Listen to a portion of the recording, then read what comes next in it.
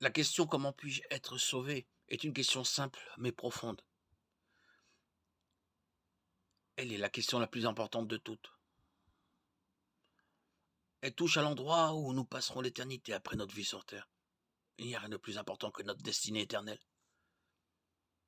Heureusement, la Bible est parfaitement claire à ce sujet. Quand le geôlier de la ville de Philippe a demandé à Paul et Silas que faut-il que je fasse pour être sauvé, Acte 16, 30. Ceux-ci ont répondu: Crois au Seigneur Jésus et tu seras sauvé. Acte 16, 31.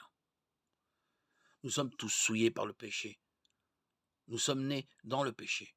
Romains 3, 23, Psaume 51, 5. Et nous choisissons tout personnellement de pécher. Ecclésiaste 7, 20, 1 Jean 1, 8. C'est à cause du péché que nous sommes perdus. Le péché nous sépare de Dieu. À cause de lui, nous sommes sur la voie de la perdition éternelle.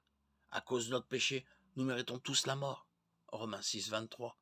Bien que la conséquence physique du péché soit la mort physique, il entraîne aussi une autre mort. Tout péché est en définitive un affront à un Dieu éternel et infini. Psaume 51, 6. Pour cette même raison, le juste châtiment pour notre péché est lui aussi éternel et infini.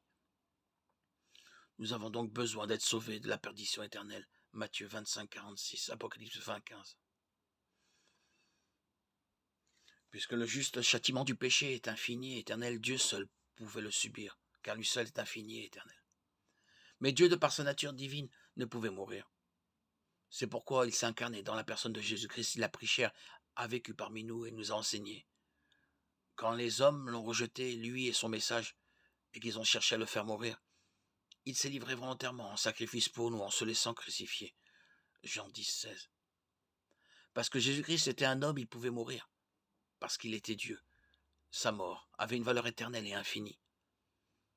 La mort de Jésus sur la croix est le prix parfait et complet pour nos péchés. 1 Jean 2, 2. Il a subi les conséquences que nous méritions.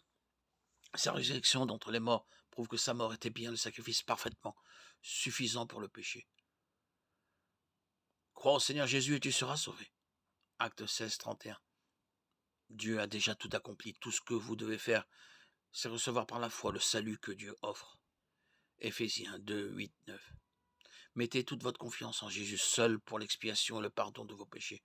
Croyez en lui et vous ne périrez pas. Jean 3, 16.